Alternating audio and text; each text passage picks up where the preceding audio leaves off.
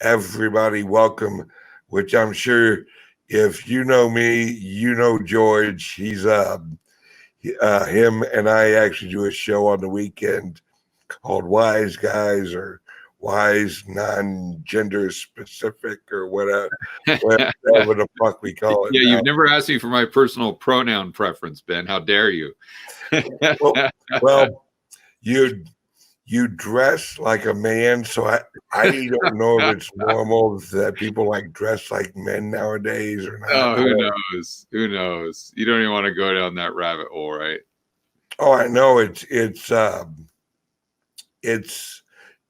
gotten ridiculous with which actually, from what I hear, uh, luckily for the other gendered people, apparently the only genders that actually catch the corona are male and female. Oh, wow. So yeah, other genders ain't even been touched. Oh, well, you're good to go then. Boy, well, that's some upside right there. That's what I'm thinking, right? It's all this Z's and Zers and binary. I don't know what they are, but they're all good to go. That's great news. Exactly. Plus, if you think about it, hang on a second. I'm going to mute that. If you think about it,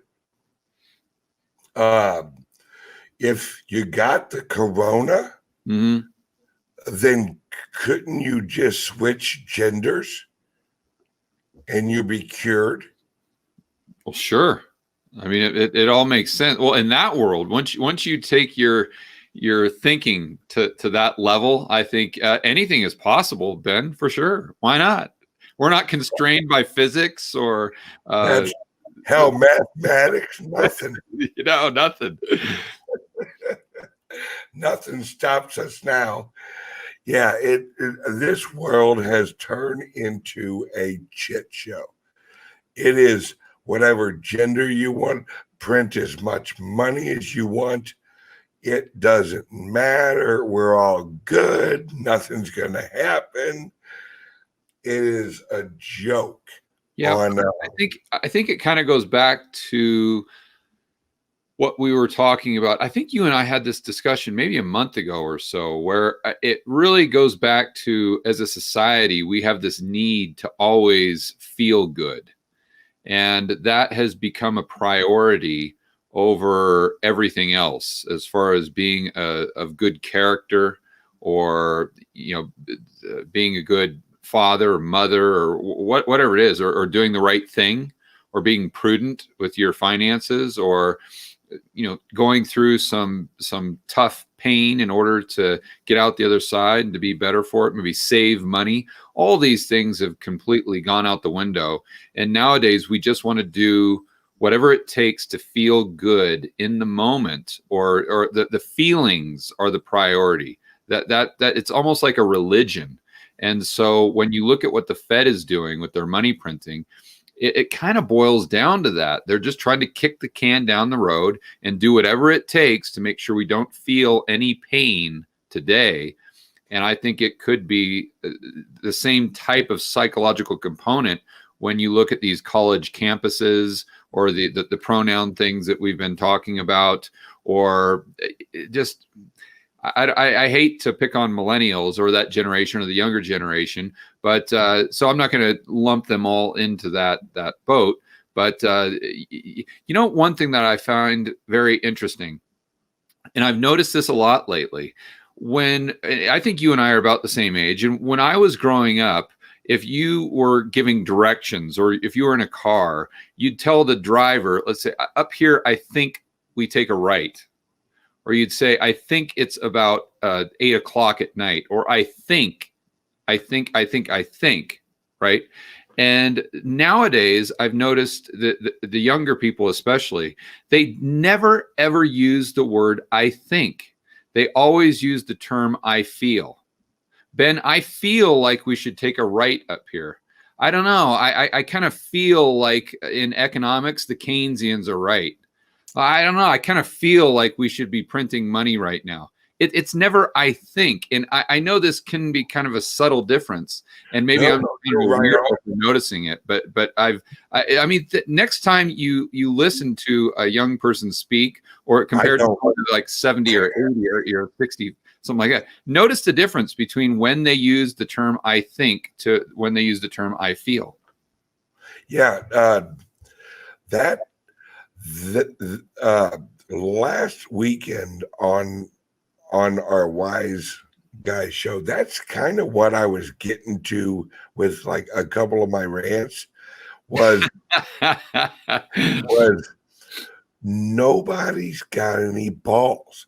Nobody wants to say 1 + 1 is 2.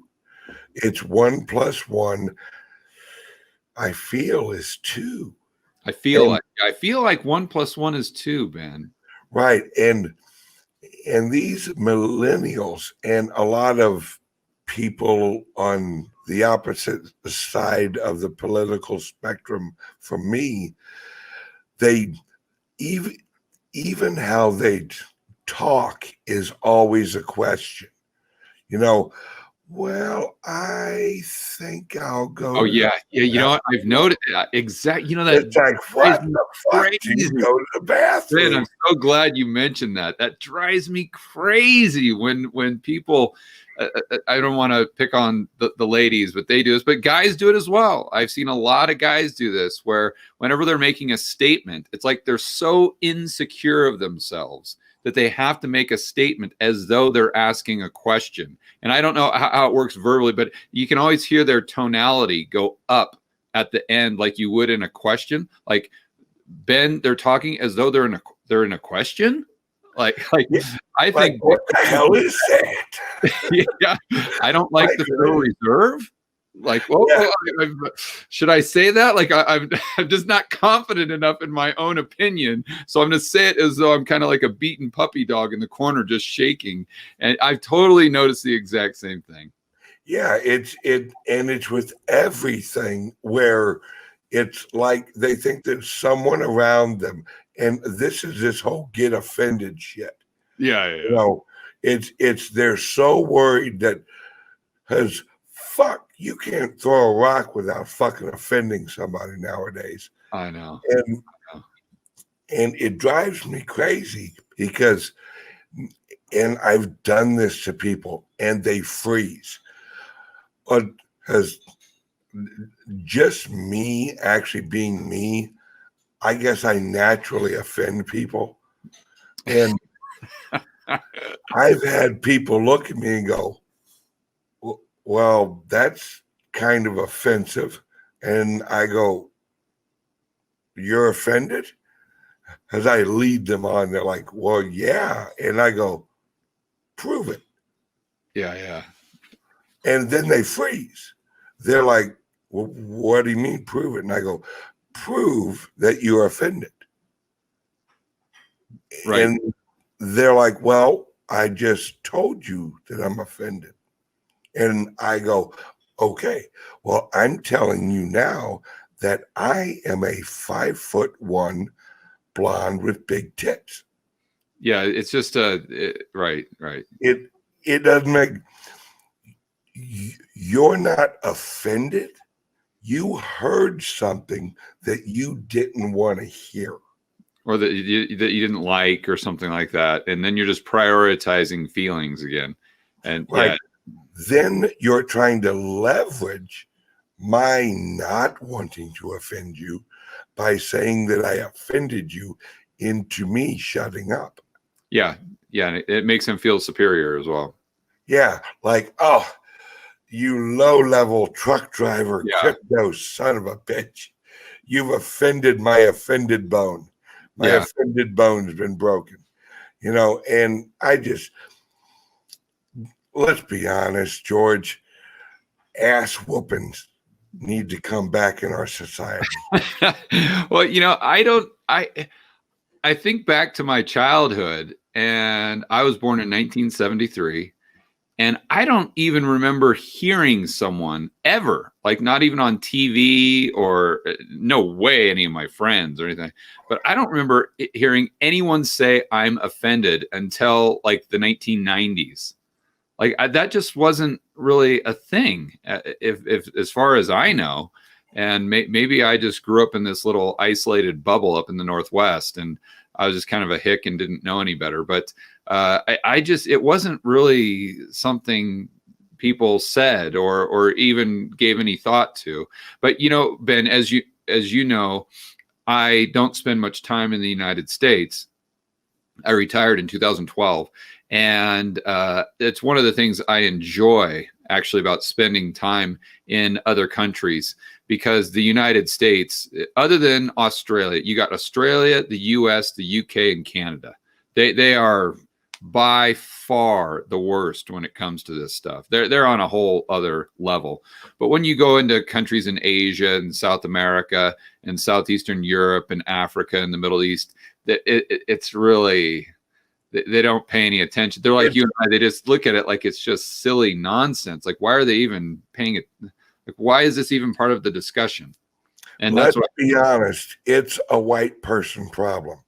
We are stupid. Kind of. Once you go into Southeast, yeah. Once you go into Southeastern Europe, it's not really, from what I've seen, it's not really a big deal. I think it might be kind of a developed economy where we as human beings, once we get to a certain level of prosperity to where we're not having to worry about food or putting a roof over our head, and I'm just talking about society as a whole, I think that we as humans are just flawed from the standpoint we always have to have something to bitch about, or we always have to have something to worry about or complain. Doesn't matter how good life is, we have to create some form of negativity. And I think that's just, life has gotten so good. And I, of course, and I'll be the first person to say that we got a lot of problems from an economic standpoint in the United States, as you know, and a lot of people that watch my videos know. But if you look at our economic environment compared to, let's say, a third world country, I mean, not too many Americans have to worry about putting food on the table or putting a roof over their head. Some do, but as a percentage, it's a very low percentage. So we need something to complain about or to worry about. And I think that's just the next logical thing. And if it wasn't that, it would be something else that's just completely ridiculous. Absolutely. I mean, I look around for something that even remotely resembles any type of common sense.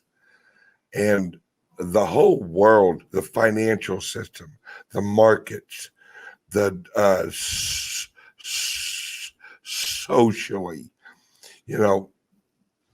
none of it is right now. None of it aligns with any logic. Like you said earlier, it's all feelings, or someone's, opinion has been offended, and it's, you can't have and it all comes back to that. I think so. Yeah. No one in the media, or at least like the mainstream media, wants to call bullshit on half of this. You have people on the left media who are like lesbian cross-dressers that think that they're cats. Yeah, like a Jerry Springer show. Right, who vote libertarian, have rights too. It's like, what the fuck are you talking about? Yeah, everybody's got rights, but it's this whole idea that we're living in a world of illusion where reality has, nobody values reality anymore. Yeah, and I would also add too, Ben, that everyone does have rights, but no one has the right to not be offended. No one, unless you want to live in a world without free speech. And I don't think that world is very pleasant. So it goes back to when we were a little kid, sticks and stones may break my bones, but names will never hurt me, something like that. Yeah. And where did we lose sight of that? And it's just, you see, and also they're taking it to a level now where they're claiming that words are actual violence. I've heard that. I mean, that is taking it to a complete level of insanity, because once you take that to its logical conclusion, it doesn't end well. That becomes totalitarian, and that's just a world that nobody wants to live in, even those people who are championing that type of narrative right now. And I don't think they realize that. Yeah, I think it's because they've never really been taught reality. They've always lived in a world of everyone gets a trophy. Right. And we need to get back to a place where you can tell somebody you're stupid. What you just said is fucking stupid. If and it's all over the media, all over television, where a man can dress up like a woman, claim to be a woman, and other people around them, grown-ups, take that shit seriously.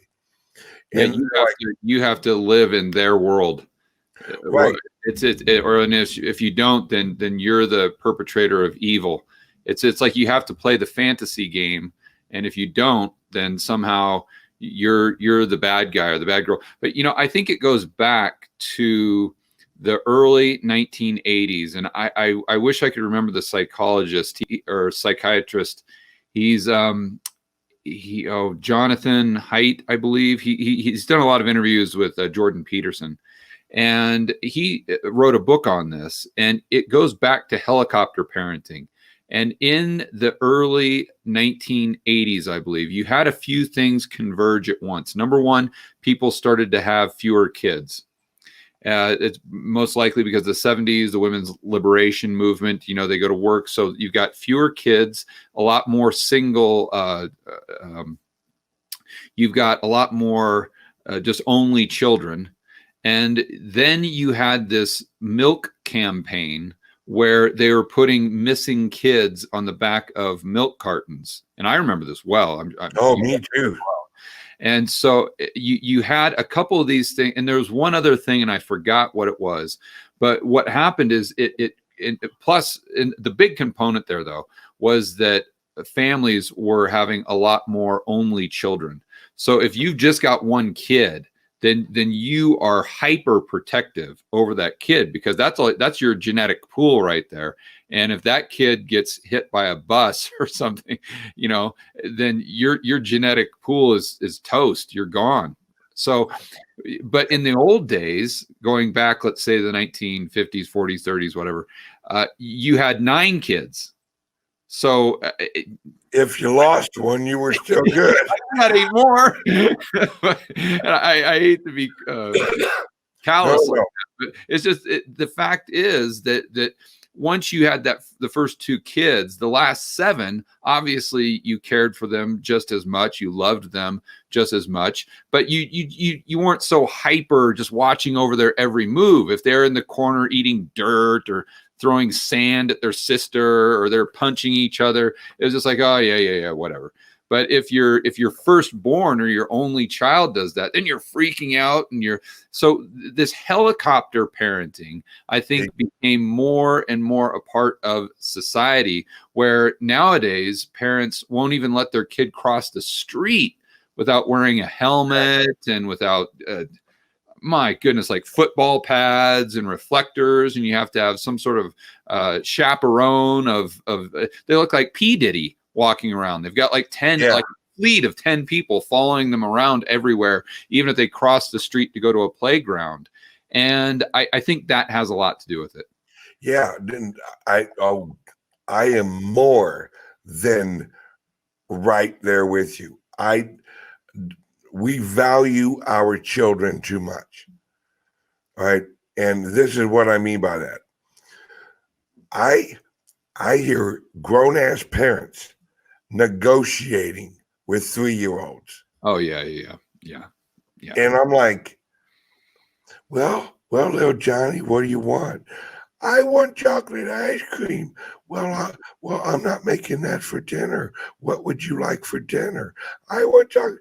It's like, oh, fuck, what? 3, yeah, yeah, You're asking your kid what they want for dinner? My yeah, mom could give two shits yeah. what I ever wanted for dinner. Hey, Ben, what do you want for dinner? No, it was, hey, Ben, you're lucky I'm feeding you. Here's dinner. I mean, it's Oh, for me, it was George. What are you making yourself for dinner? exactly. So, Ben, I think I didn't realize we've got questions over here. Do you want me to address that from Brian? Looks like he was nice enough to ask. Yeah, sure. Is that Facebook maybe? Yeah, I think that's Facebook. But you might have to help me with this. I'm not quite sure what Brian's referring to. It says, George, what's your option or maybe your opinion on Harbor, Plymouth, and other groups trying to put CRE assets on the blockchain? So are these maybe they're funds that are? Do you know? I'm not sure what he's referring to, but I mean, I get the concept, but I haven't heard about this specifically. Yeah,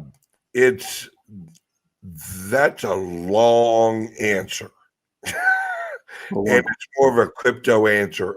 Brian, if you do me a favor, Brian, tomorrow morning I'll be on live at 9:00 in the morning.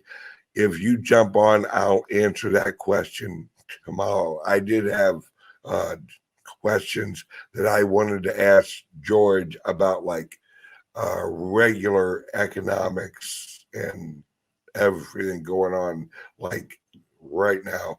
So that's more of a crypto question. Yeah, Brian, just so you know, FYI, I'm definitely not an expert on crypto. I really like the space. I love talking to Ben, but my expertise is much more in macro than it is crypto. Yep. In fact, let's jump into that.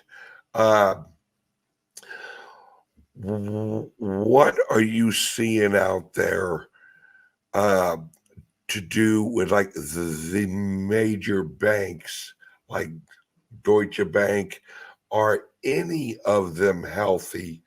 And do you see a trigger coming up that is going to give us that Lehman's moment, that we're all screwed moment? Oh, there's several. But to answer your first question, the European banks are in much worse shape than the US banks. It's just as far as their balance sheet. But keep in mind, that can change just at an instant, because the balance sheets of the banks are so heavily tied to financial assets. So 1 minute your balance sheet can look let's just bring it down into normal speak here. So let's say, Ben, you on the asset side of your balance sheet, you've got maybe a $200,000 house that you owe $100,000 on, and then the liability side, you've got a $100,000 loan. So the assets, you've got $100,000 in equity, and on the liability side, you have $100,000 in debt. Well, that's at today's prices. Let's just say you wake up to, and obviously the real estate market doesn't move like this, but the stock market sure does. Let's just say that you wake up next week and the value of your home, based on the comps and just price discovery in the free market, is now 100,000. Well, you're completely wiped out. You're insolvent just instantly, like that. And so when you have all of these financial assets that are tied to the repo market, the dollar funding market, what's happening with the Federal Reserve and swap lines and all these esoteric, crazy financial forms of engineering that can affect the balance sheet quickly. But that said, if you just look at the way it stands today, the European banks have big problems because they've had negative interest rates longer than anyone else. They took the ECB, if my memory serves me right, took their overnight rate negative in 2014. The Bank of Japan did it in 2016.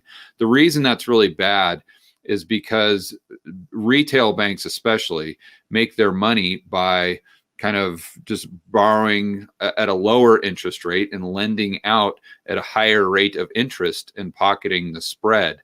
But once you get to a point where they call it the yield curve, so if the short-term rate, let's say, is 1%, but the long-term rate, let's say a 30-year treasury, is yielding the same rate, that's a flat yield curve. A retail bank can't make money there because there's no spread. And especially if it gets inverted, then they've really got problems. In a normal, healthy economy, the interest rates would be lower the lower the term, right? So if you got a 3-month interest rate, it would be lower than a 30-year for obvious reasons. You got a lot of inflation risk, and you've got a lot of other risks by giving someone money for 30 years compared to 3 months. So if interest rates go negative, it creates this very perverse type, very bizarre type of situation for the banks, where if they're lending money, they're kind of having to pay someone to take their money, but the central bank is charging them for the reserves that they're either required to have or that they just need just to function as a bank. And then on the deposit side, they've been very hesitant for obvious reasons to take deposits negative, because who wants that? If you're a customer, you want to take your money out as soon as you can if they start charging you 2 or 3% per year. But what's bizarre about this negative interest rate environment is it takes the balance sheet from the retail banks. Generally, the liability side are the customer deposits. That's who they're paying. So that's their expenses. And then the asset side are the loans that they create, and that's where they're generating income. But in negative interest rate, it's the opposite. So now all of a sudden, your customer deposits are your income, and the loans are actually the expenses. So if you're a bank, that's not a real good business model. So if you look at areas or economies that have had this flat type of yield curve or even negative interest rates the longest, generally, that's where you're going to see the weakest banks. All right.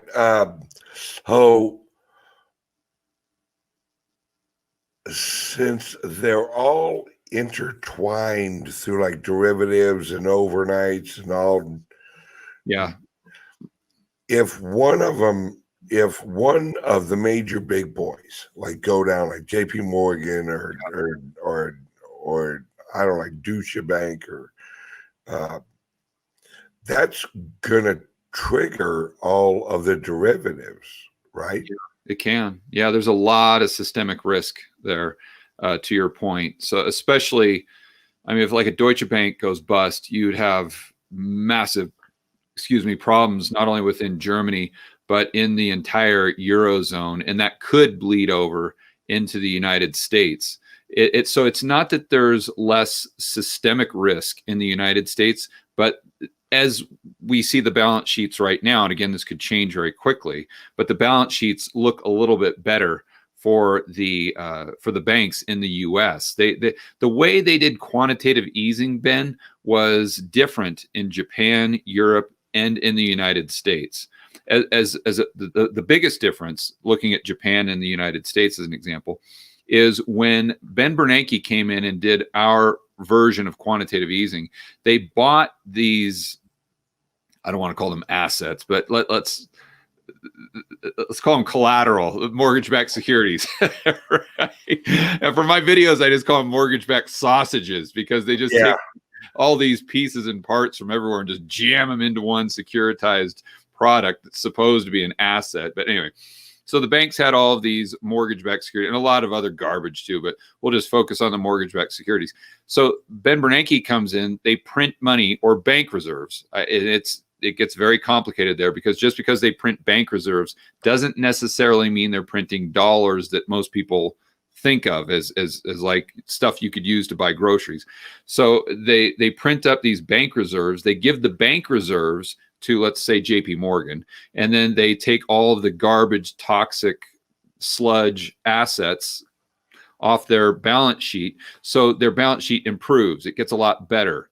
Where in Japan, just through my research, they didn't really do, they kind of left the banks as is, and they just made sure that they had plenty of reserves to match up with their deposits, but they really didn't take all the garbage off of their balance sheet. So, and it gets a lot more complex than that, but that's the easiest way to look at the big difference. And now when you look at the excess reserves that the U.S. banks have, and this is just per the Federal Reserve, if you go to their FRED, which is the St. Louis Federal Reserve, they've got a lot of awesome charts and data. But you can go there and see the excess reserves in the banking system right now is, last time I looked, was over 1.5 trillion. And that's in excess reserves, not just reserves. So now also you have to look at how much they have in deposits and I would still argue that that's a very precarious position. But based on their reserve requirements, they're pretty well funded. Isn't this all just a shit show? Yeah. Because it's we're printing up money, or really most of the time we're not even printing it. We're just typing it in, adding a few zeros. It's like a scoreboard. It's like right. A basketball game scoreboard at the Fed. That's all it is. And then they're giving it to another entity and going, y'all good? You know?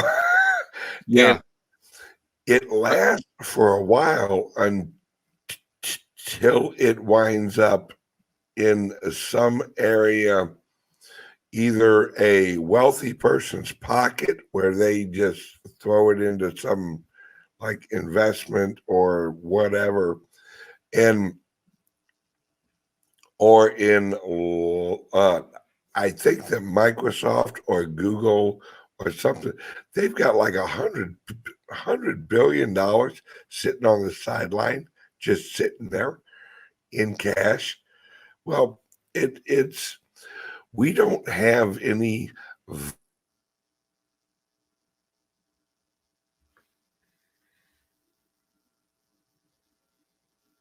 velocity of currency, right?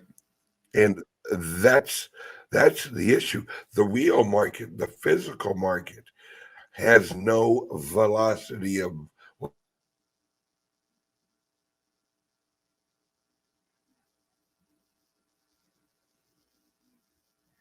money. It's everything is upside down. Nothing is as it should be. Yeah. So the key there is when you're talking about they. So who is they? That's really the commercial banks, and it starts with the primary dealers, the JP Morgans, the Goldman Sachs, but then it extends out to your retail bank on your corner, whether it's Wells Fargo, Bank of America, Chase, things like that. So we can talk about the Fed printing all of this money, but in order for the money to actually get into the real economy and create in velocity or inflation, the banks actually have to do something. They have to take an action. So what is the action? They have to create a loan. The bank reserves can only back up the loans they create. So the real true printers of money, if you will, the way most people think of printing money, are the actual banks. It's not the Federal Reserve. And so if the banks aren't creating more loans because they don't think it's financially viable, or, and this is something that economists, especially the Keynesians, never talk about, there could just be a lot less demand for loans, because maybe, and this is just a foreign concept to the Keynesians, maybe people's incomes have gotten to a level where they just can't service any more debt. And they're like, okay, I'm up to my eyeballs in debt. I'm barely squeaking by making $100,000 a year because I've got all of this credit card, that you could go down the list of all the debts these people have. So they're just barely able to make their payments when you include taxes and everything else.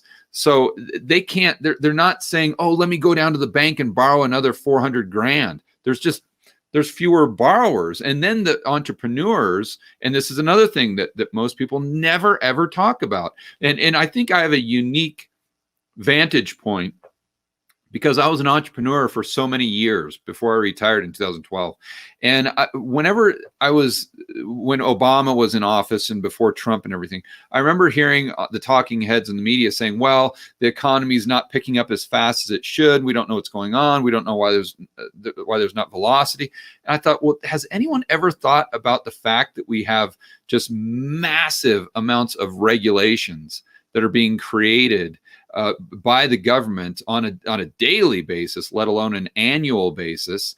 And you get to a point where if you're a business owner or an entrepreneur, are you really going to risk your life savings to create and start a business, to hopefully create jobs, and take that much risk when you're seeing all of these regulations come down the pipeline? You get to the point where, like, why should I? Why shouldn't I just work for someone else and be safe? Especially if I've got my kids in school and if I have a lot of financial responsibilities. So I think that's a big component of it as well. You don't have as many people going to the banks and asking for productive loans to create goods and services because of this regulatory environment that nobody talks about. So you've got the banks looking out at the real economy saying, boys, I don't know if I really want to lend out there.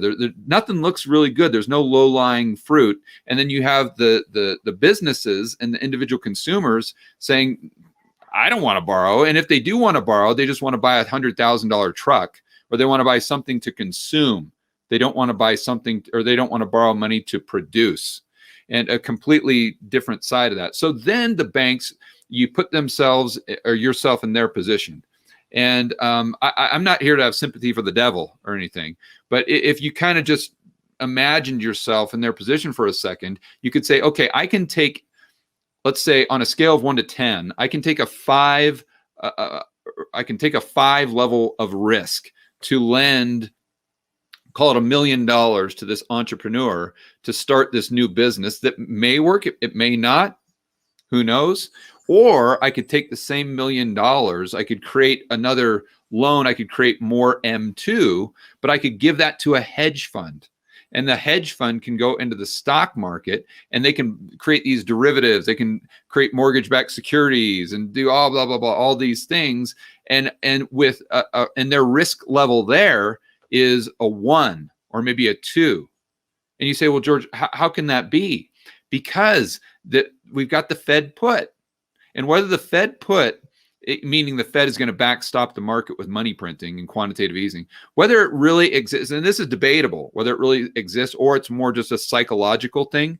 It exists. Regardless, the market believes that it's there. So these bankers think, well, I can lend this money to this hedge fund. And not only that, Ben, if they were going to give $1 million loan to XYZ entrepreneur at a 5 level of risk, they can give $1 billion to a hedge fund with, let's say, a 1 risk with the same amount of work.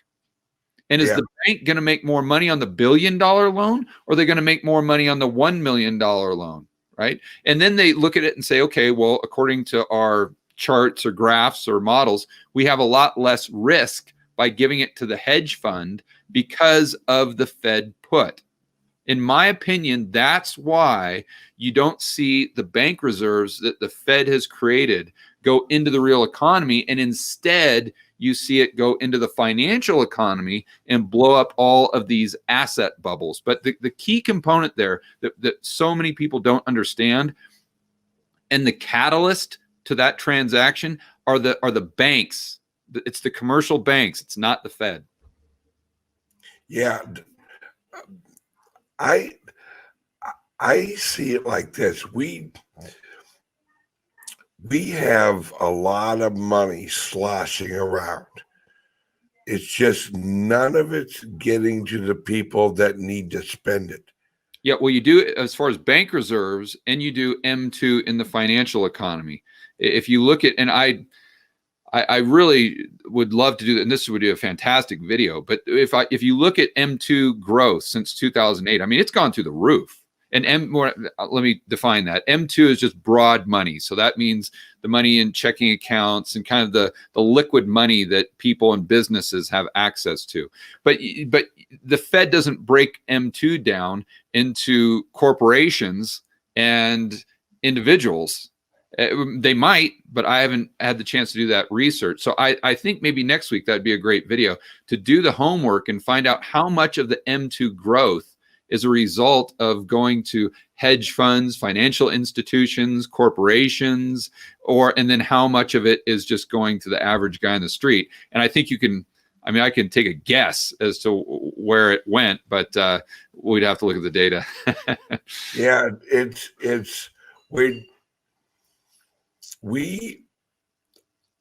I've never seen, none of us have. We've never seen the world in this shape, where the unemployment rate in America is 20% or whatever. Yeah. Do you watch? Do you go to Shadow Stats very much? Yeah, I haven't this morning or anything like that. Oh no. But I actually went there to check out, do some research for a video this morning, and I really love their stuff. I'm sure you do too. Most of your viewers do, I'm sure.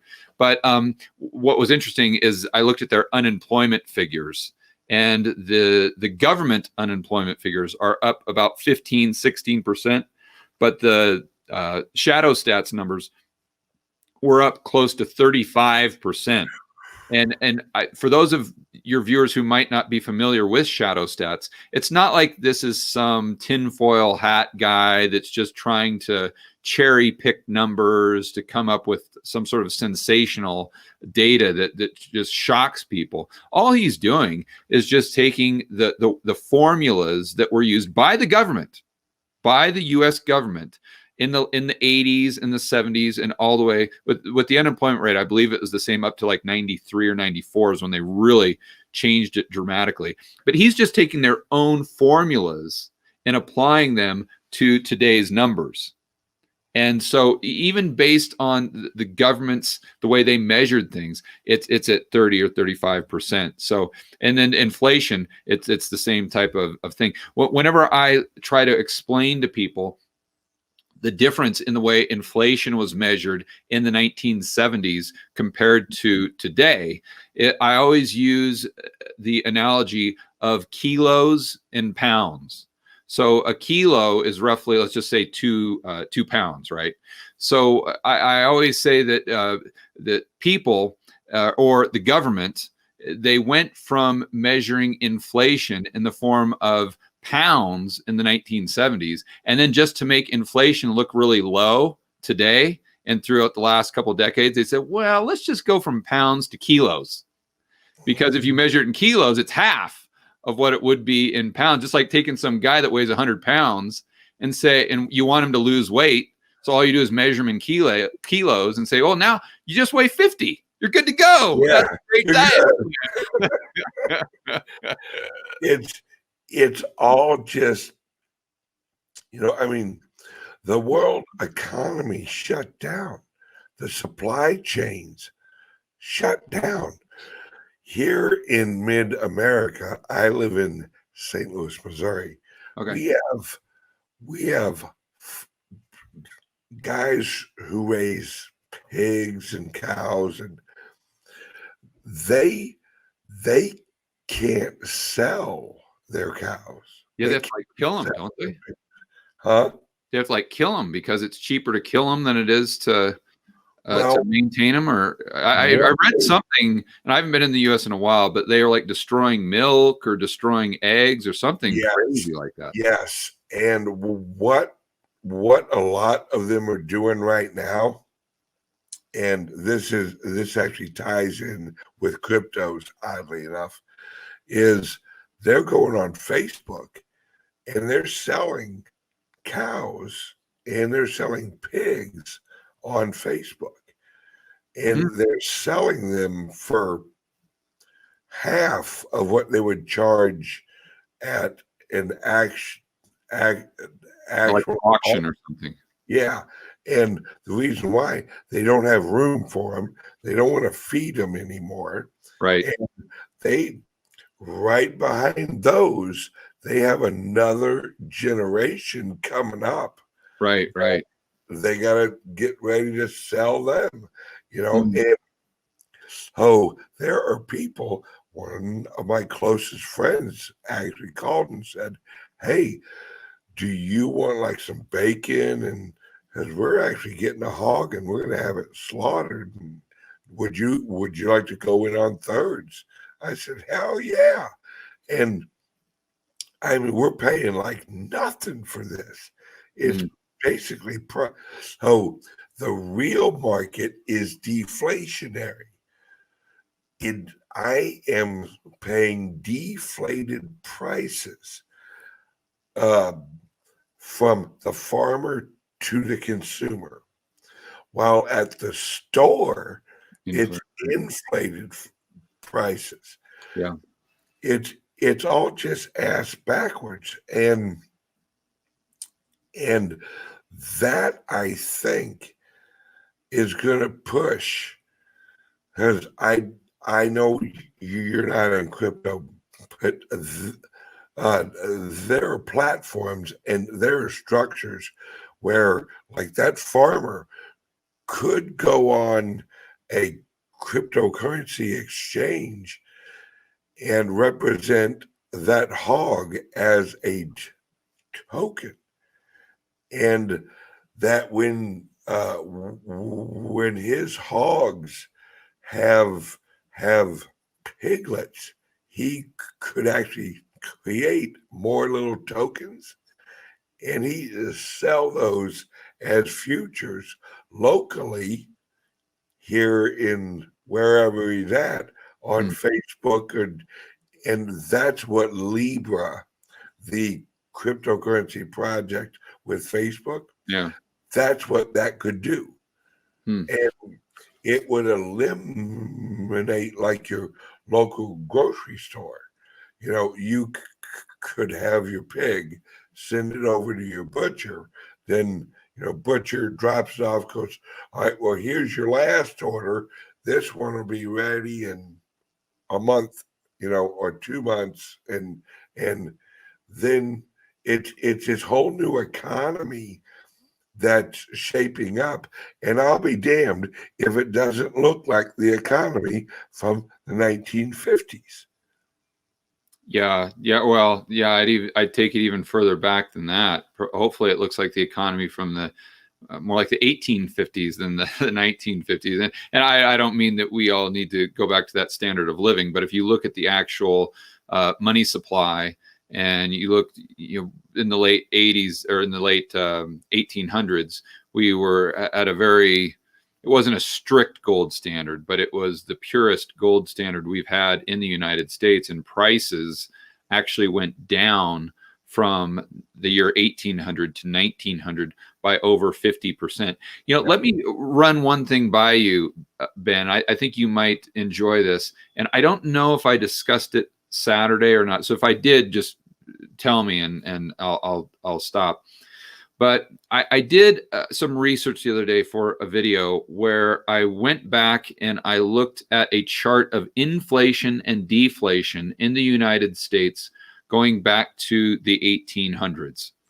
And I noticed that before the early 1930s, basically before the Depression, it was just kind of like a up, down, up, down. You'd have inflation, deflation, inflation, deflation, inflation, deflation, and rather substantial. I mean, it would go up by 5%, down by 6%, up by 10%, down by 8% or whatever, to where it all kind of evened out. But if you compound it, like I said, prices went down from 1800 all the way to 1900, but just kind of back and forth and back and forth.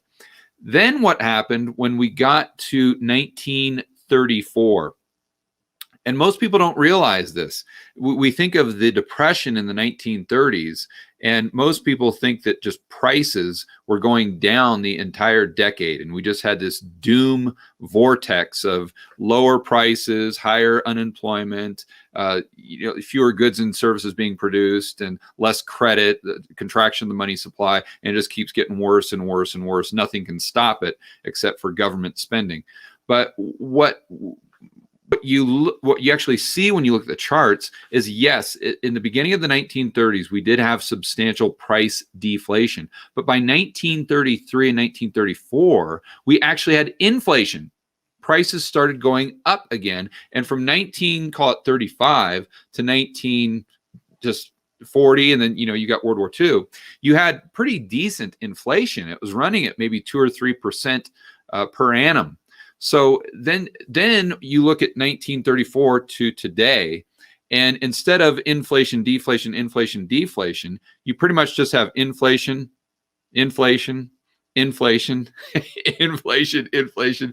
You have, for a little year here and there, you have a little blip where it goes down in like 2008, just for a few months, and then it just pops back up.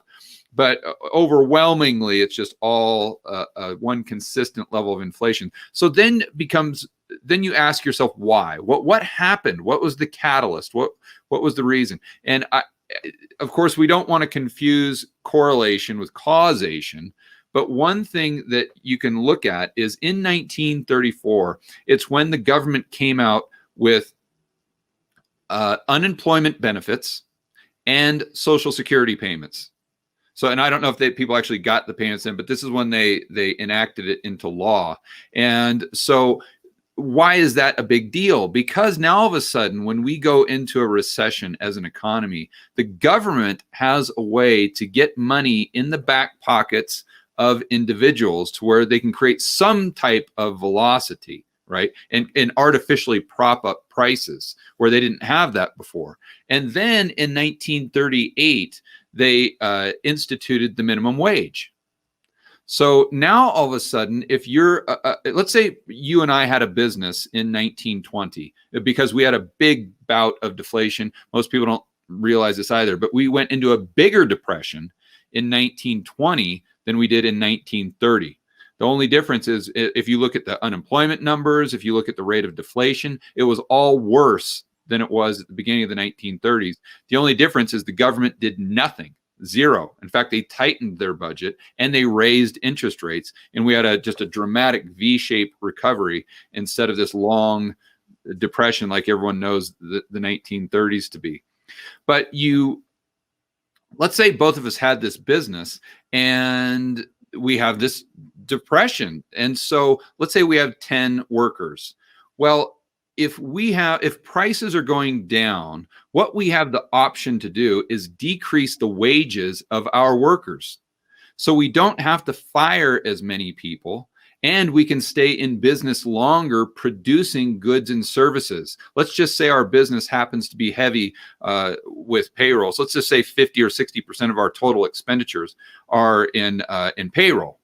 So, okay, so you lower that. Now we can stay afloat a little bit longer. Now we can keep making the whatever good and service that we're producing. But once you get past a certain, into the 1950s and the 1960s, now all of a sudden, if you've got a minimum wage there, and most people just think of the baseline level, but you have to understand through the supply chains that the minimum wage trickles all the way up. Because that's it. Let's just look at a restaurant. They have to pay the minimum wage in the sense that they've got to get all their supplies, and that transfers into the rent that they're paying for the commercial space, and it really trickles up. So my point is, if you've got this line in the sand where you and I, going back to 1920, couldn't reduce the salaries of the employees, our only option is to go bust. That's it. So Yeah. But what does that mean? That means a dramatic reduction in the supply of goods and services. So now all of a sudden, if we go into a downturn, a recession or a depression, prices really can't go down. They're kind of stuck, because even if we have a dramatic drop in demand, we're going to have an even faster drop potentially in supply that artificially props up prices. And unfortunately, the cure for a recession, or a cure for malinvestment or excessive debt in an economy, is the recession. And the reason the recession is the cure is because prices go down, and they go down to a natural level where demand actually picks back up. So the prices are way up here. There's no demand. The prices crash all the way down until a point where there's price discovery. People, investors, whomever, start coming in and buying up those assets. And then all of a sudden, the economy goes back up and we're off to the races. That is the business cycle. And if you're not allowing prices to go down, you're not allowing the cure to heal the sick economy. Well, let's think about this. In the timeline you laid out, what magic, mystical, economic philosophy was really taking hold at that time? It's Keynesian economics is the cancer in the global economy. It absolutely is.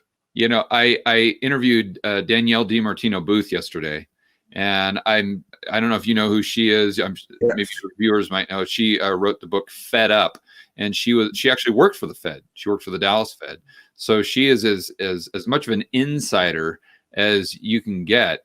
And I had that discussion with her, like what is going on with the Fed? They know this stuff doesn't work. I mean, they're not stupid.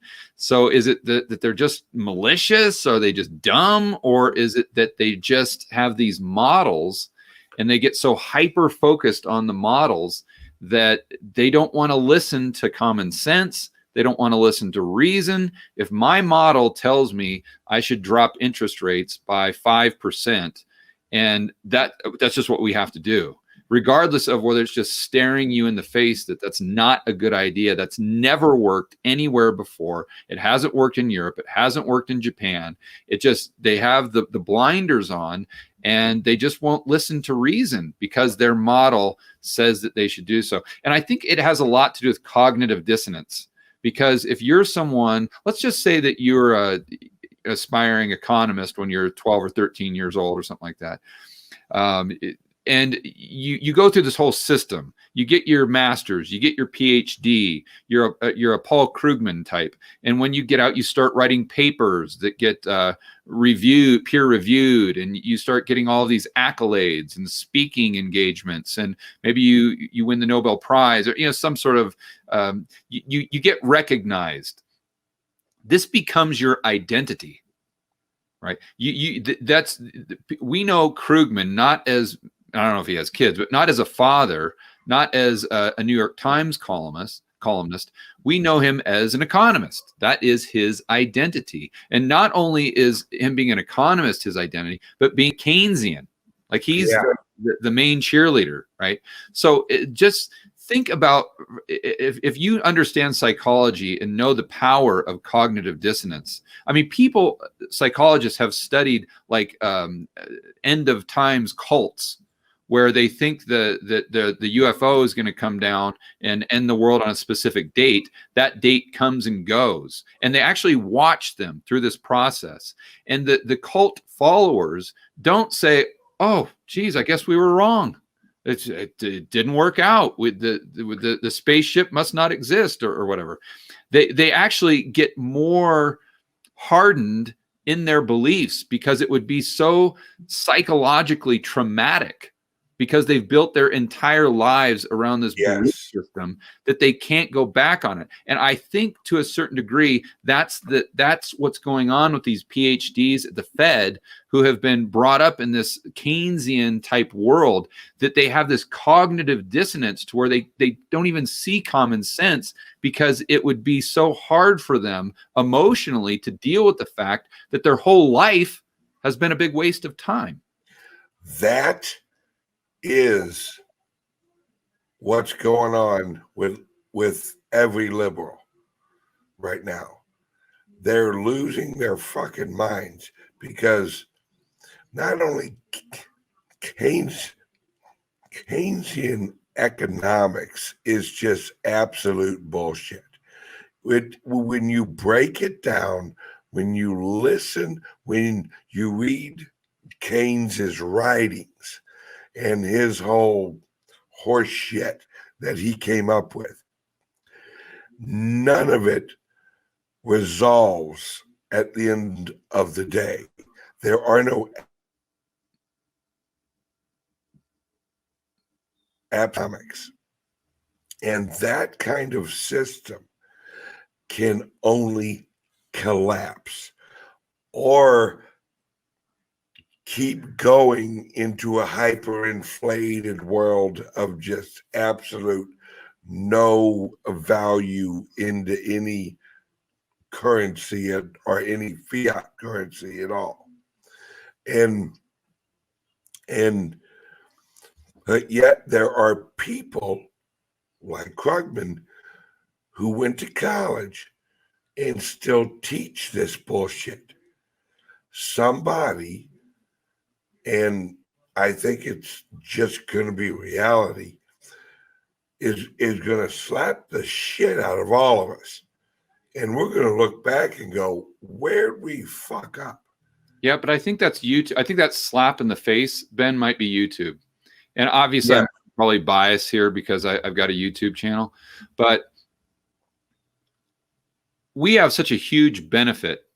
People like yourself, me, Mike, Steph, Alan, everyone we usually talk to, in the sense that, I don't know about Steph and Alan, but I would assume that they don't have their degree in economics. And I don't think so. Yeah, so they don't have this ball and chain. And I didn't know one thing about econ or finance. I mean, I didn't even know what the Federal Reserve was back in 2012 before I retired. Literally, I was really good as an entrepreneur. I knew business. I knew how to make money, but I didn't know what a bond was. I didn't know, just absolutely nothing. I didn't even know what fiat currency was. So it was actually a blessing in the sense that I could look at this just from a clean slate and just as a grown adult say, okay, what makes sense and what doesn't make sense. I wasn't constrained by the shackles of going to college. Yeah. Well, I went to college, but I almost flunked out of high school, did horrible in college. But my point is I didn't have the shackles of going through these classes and being brainwashed, if you will, to believe a set of models to just that's written in stone. And you cannot disagree with that, or you're some sort of conspiracy theorist that shouldn't even be listened to. And so I think that because nowadays people have options and the narrative has been decentralized through the internet and YouTube, that the people that aren't constrained by having a degree in economics that can actually think for themselves, find channels like yours or maybe mine or Mike's, and they really respond to them. And that's their form of education. It's not, people ask me, well, are you more on the Austrian side or the Chicago? And I don't really see it that way. I don't really think I'm on any school of economic thought. I'm just in the economic school of thought of common sense. Like if common sense is an economic school, that's where I like to belong. But now most of the time it kind of ends up being on the Austrian side, but I don't want to be married to that either, because I don't want to put myself in that same mental state that we've been talking. You're right, though. Yeah. I mean, and this goes back to what we were talking about at the beginning of the show. Austrian economics is right. Don't apologize for it. Look at any Keynesian and go, you're stupid. Yeah, I think that I do think it's right, but I don't think people should get too fixated on it. Like as an example, the Austrians really get focused on the supply side of the equation, and I totally agree. There has to be production in order for there to be consumption. If you were on a desert island with $1 trillion, you're broke because you don't have any stuff. You don't have anything to buy. So there has to be the production of goods and services first and foremost. But I think, and not all, but maybe some Austrians might completely ignore the demand side of it. But that's kind of true too, to a certain degree. Like Dalio always says, and this is a very Keynesian idea, one man's spending is another man's income. Well, I mean, that's kind of true too. So we can't completely ignore the demand component of it, but I think you just need to start with the supply side. Show me, and if you can do this, I will fly down where you're at right now and give you a back massage. Well, gee, I don't know. Okay, I might do this one Well, wrong. I'll hire I'd love somebody to see you, to Ben, give but you. that's where I draw the line. Yeah, I'll hire somebody to give you a back massage. Show me one Austrian economics person who doesn't value both sides. Yeah, that's It's I've heard people say that before. Yeah. Well, Austrian, their supply side, and they don't really look at demand. No, I've never met one Austrian economics person who goes, well, you don't really need anybody wanting to buy your product. Yeah. I also No. too, I think that That's I don't that's yeah, and a I don't want to make it power. and I don't want to make it a political discussion because me personally, I dislike all politicians equally, whether they're on the right or the left. I mean, you know that well. I'm really not a big fan of any politician or the right or the left. I think I just dislike them all. But that said, there is from what I've seen, there is a side of the aisle that is less receptive to listening to ideas that are outside of their own, let's say. And I think you could look at the Austrians the same way, in the sense that the Keynesians kind of, oh, those stupid Austrians, they're not even worth listening to. We're not going to have a debate with them because their ideas aren't even worth the time of day. Where the Austrians might have a more open-minded approach in that, yes, we think we're right, but we'd love to debate anyone, even if their ideas may be completely contrary to our own. And then to be fair to, I mean, the MMT people take it to an extreme of the Keynes. Those people are just retarded. Yeah, but to be fair to them, just in the for the open dialogue back and forth, I have seen quite a few of the MMT people that are very willing and very polite and cordial to debate and go back and forth with ideas with prominent Austrians. But I haven't typically seen the Keynesians be too open to that. So they kind of tend to be the group, and I could be wrong, but just from what I've seen, they're the more elitist group, let's say. Yeah, that the MMT and the Keynesians are both wrong. Yeah, and they don't. Most of the time, they don't like each other. Right, and but that's like the left too. The left. I mean, I hate to take it back to that, but it's the way they are too. They don't. They get all pissed off at each other. But I guess the right does too. Everybody does. The problem is that the people who are right won't say they're right and just say, shut up, you're an idiot, you have no clue what the hell you're talking about, and get the fuck out of my face. Yeah, see, I would and we have to be we have to get back to that, where when I went out to eat at a sandwich shop, and there was a he, she, or a she, he, or whatever the fuck it was. Right. That was taking my order. Right. And it was obviously a woman.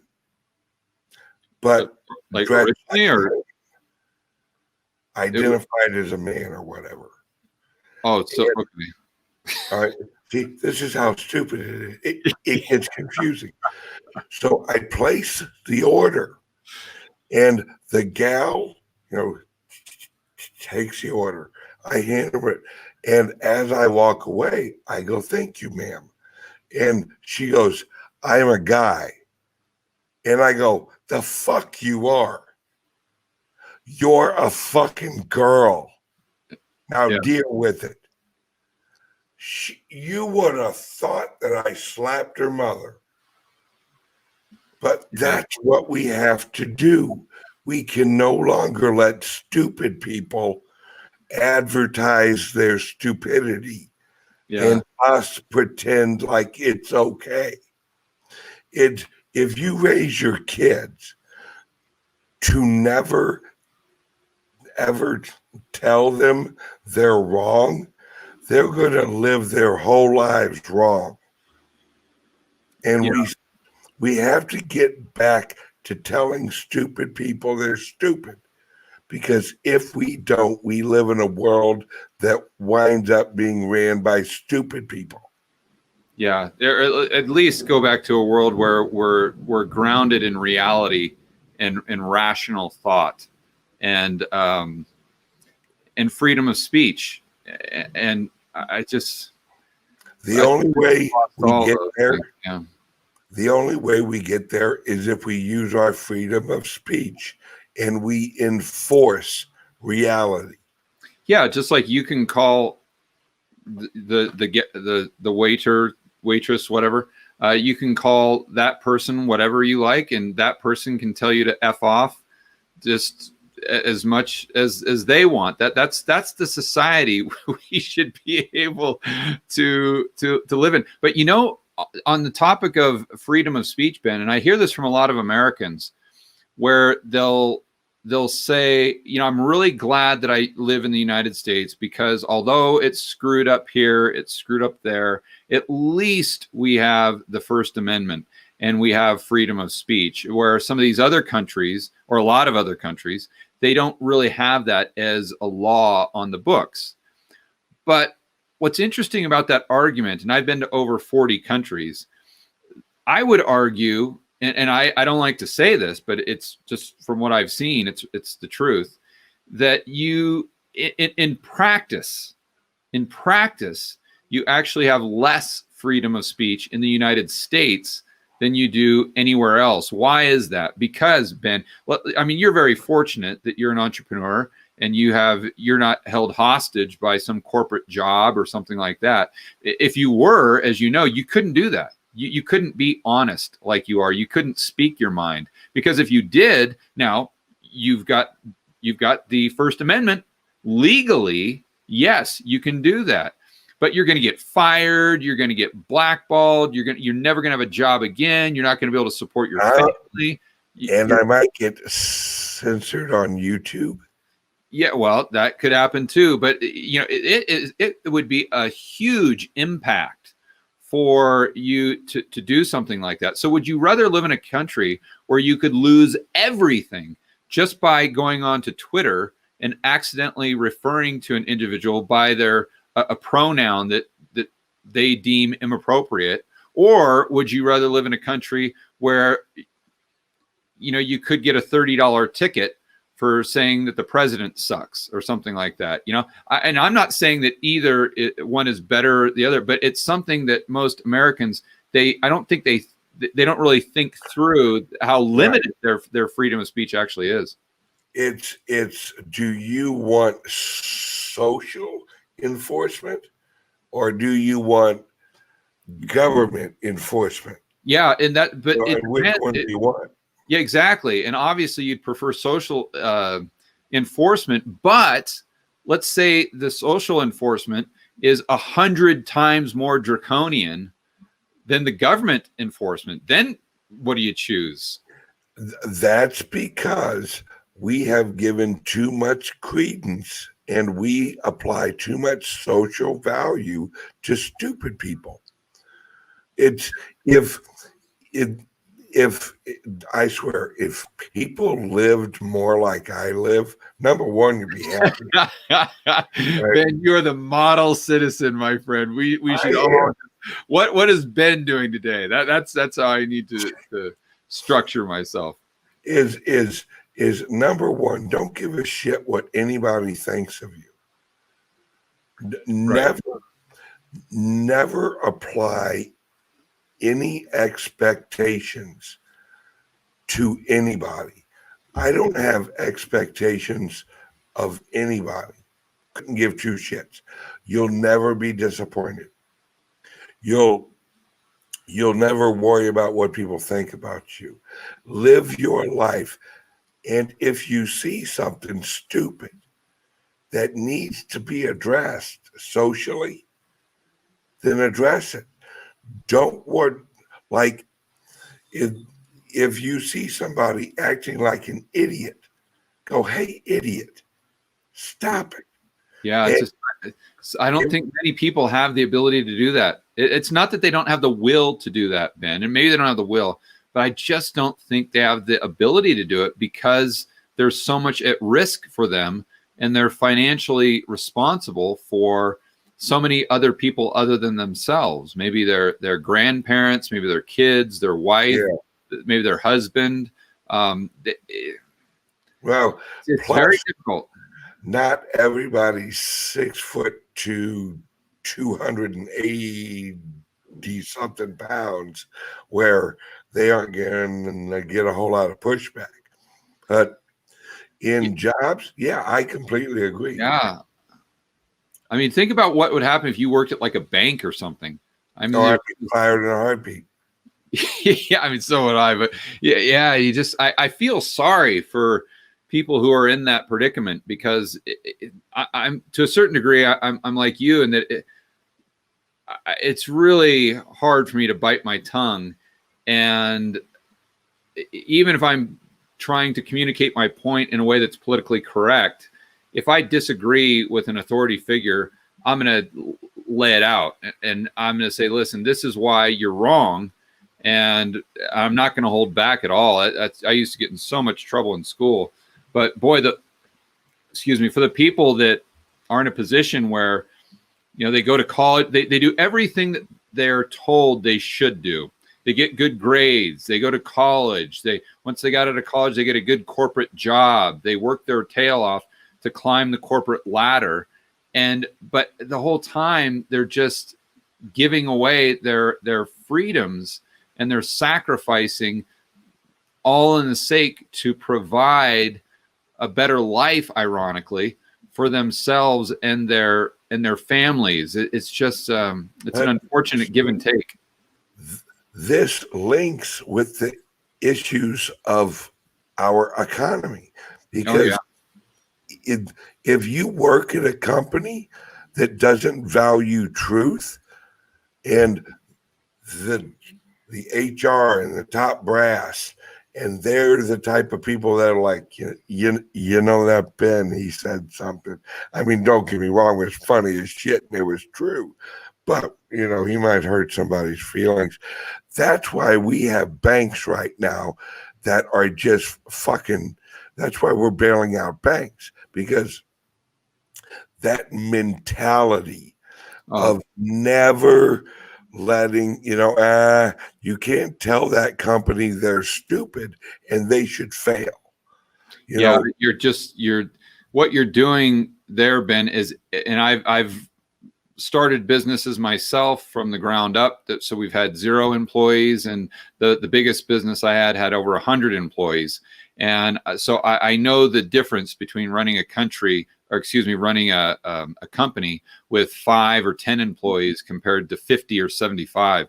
And let me tell you, it is a world of difference. It is night and day difference based on what you're talking about. So as if you have 5 employees, 10 employees, you can run it that way. It's kind of like everyone gets it, and each other, you can be honest, let's say. But once you get to like 50 employees and you're the head honcho, and you might not know, everyone's first name, but you don't know their whole backstory. You might not be buddy with them. You haven't gone over to their house for dinner. As soon as you do something that they don't like, and they become offended, to use those words, especially if you're starting a business in like California or any of these eastern states. I mean, my goodness, you're going to be out of business so fast it'll make your head spin. I could tell you stories that would shock you of doing business in California. And this was back in 2004, 2005. So I can't even comprehend what it would be like to do business there today. But my point is, once you get over 50 employees and you got to get that HR person involved, and then you get to 100, then 500, then 1,000, or then even go public. At each level of the game, it gets more and more obnoxious. See, right there. HR, human resources, that term, human resources, can be tracked back to Nazi Germany. I'm dead serious, because it's this idea that individualism is wrong. It's the whole progressive movement has what's wrong with our society, what's wrong with our world is the progressive movement. The progressive movement is the group of losers that you went to high school with that couldn't get laid on a Friday night.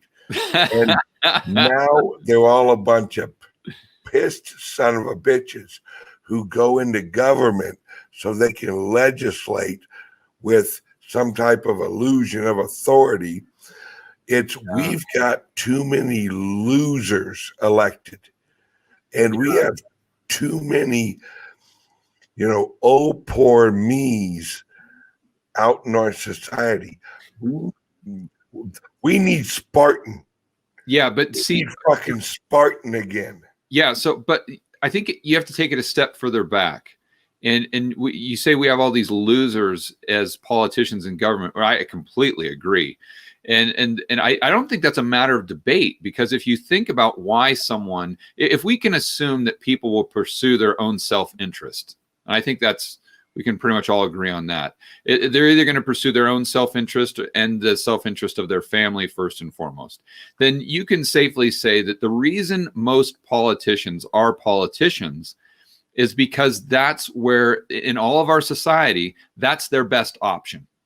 That's as good as they can do. If they could do a lot better out in the private sector, well, that's what they'd be doing. If they could make billions of dollars in the private sector as, let's say, a hedge fund manager or whatever, then they'd be doing that. They wouldn't be some senator, some congressperson. That's as good as they can do. AOC is a great example of that, right? Which would you rather do? You're going to be in politics, or are you going to be a waitress or a bartender or something like this? That's the best she can do, right? So my point is, if you took away the power of the federal government to where those politicians, that was being a waiter or a bartender, is actually a better position. That's going to give you a better lifestyle than being or it's going to provide for your family even better than being a politician. Then I think you're going to have a lot better people in politics, because they're going to go there not because that's the best they can do to provide for themselves, pursuing their own self-interest, but they've gotten to a point as an individual in their lives where they've created so much success that there's nothing left for them to do. They've gotten to the top of every mountain they can climb. So now it's all about giving back to society and being a politician and trying to do good for your local community, and then taking it to a higher level. And if you look at the way we progress as human beings, we're very similar. And what usually happens is you have these guys and gals that go out that are just hardcore. They work 80 hours a week. They sacrifice everything. Sometimes as guys, we might be bad fathers. You look at the Rockefellers, the Carnegies. You look at these the Morgans, even though now it's kind of we could go in a different direction. But you look at these people who really changed the way that, even Steve Jobs, now later, but they really changed the game, right? But every single one of them goes through this exact same cycle where they get to a point in business where they just can't achieve anything else. What do? They always start charity. Always. They always give away 99% of their money willingly, not because it's taxed, but willingly. They create all these cancer research deals. They set up all these schools, these institutions, these charities that do a lot of good for society. And back in the day, they would have become not all of them, but maybe our forefathers, they would have been a politician. That's the cycle, the stage of life that you want the politicians to be in, where they've achieved so much success in their personal lives that now it's time to give back. But we have the opposite. We have people that can't do anything they can't provide a good and service that people are willing to buy. And so what are you going to do? You can either be an employee, you can be a bartender, you can be, look at these congressional hearings. Honestly, without being humorous, look at the questions that these people ask.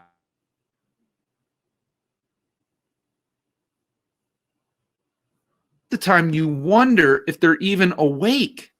Like, is this person sleeping? Did they can't be serious. That's the stupidest question I have ever heard in my life. I remember one time, and I use this clip in a video, and I forgot where the guy was from.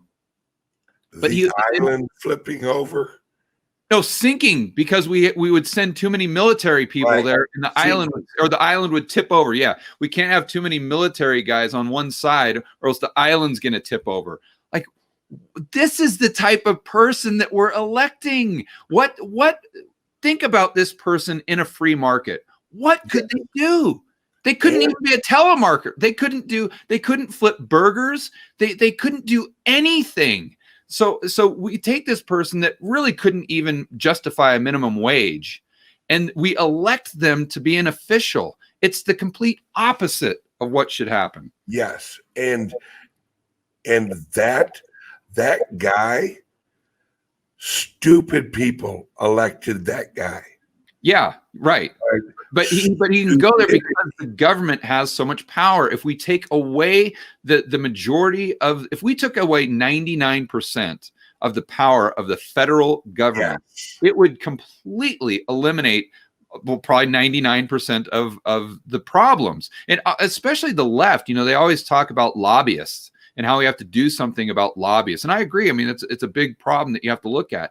But if the federal government didn't have any power, we wouldn't have any lobbyists, because the government wouldn't have the ability to give goodies to all of these corporations that are sitting there paying millions and potentially billions of dollars to try to persuade a politician to give them some sort of edge against their competition. It all starts with taking the power away from the federal government. That's why we have to get rid of all these laws and regulations. All right.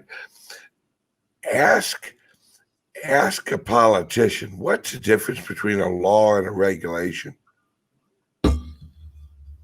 There is no damn difference. Then in reality, well, it's something we punish you for. Well, then why is it a legislation and why is it a regulation? Because regulations are issued by bureaucracies that are created by legislation.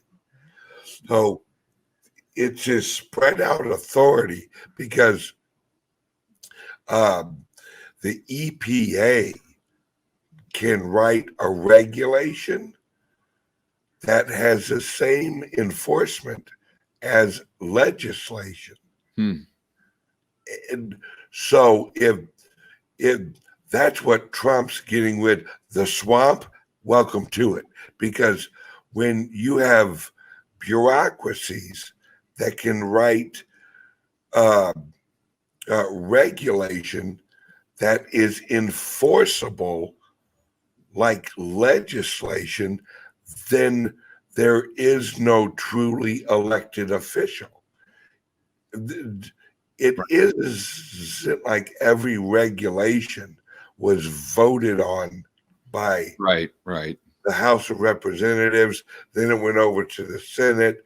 They argued, they wrestled around, and then the president gets it to his desk and he says, I shall sign this bill that makes this little label right here. Yeah. It says, warning, may make your nose run. No, it's it's the bureaucracies that need to go away, and that's what Trump's doing. Trump is getting rid of bureaucracies by not hiring any people back. He's had a ton of people quit, and he's fired a ton of people. And they're like, well, when are you going to hire that person back? Or when are you going to fill that position? Right. When are you going to fill that? I just did. I just filled the position by destroying the position. And Trump has said, yeah, it seems like America's doing all right without him. Yeah, well, that's when when they go on these what do you call it? The government shutdown. I forgot what they call it. Oh yeah, the government shutdown. Yeah, the essential workers. We're sending home the non-essentials. Yeah, non-essential, then why do we have them? Isn't that by definition? If they're non-essential, then yeah, it just you can see it's all bullshit. And this is I know. One more thing, and then we'll wrap this up. You and I could sit and chat for hours. I know.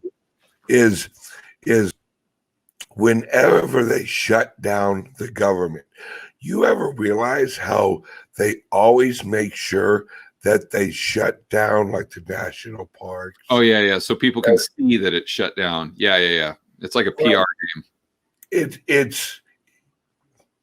It's especially Washington D.C. They'll have an area that didn't have any guards, like it was just an open area. Yeah. But then when they shut it down, they have guards there so people can't go in there. And it's like, wait, so you had to hire people to shut it down? Oh yeah. They want to make sure everyone knows. Yeah.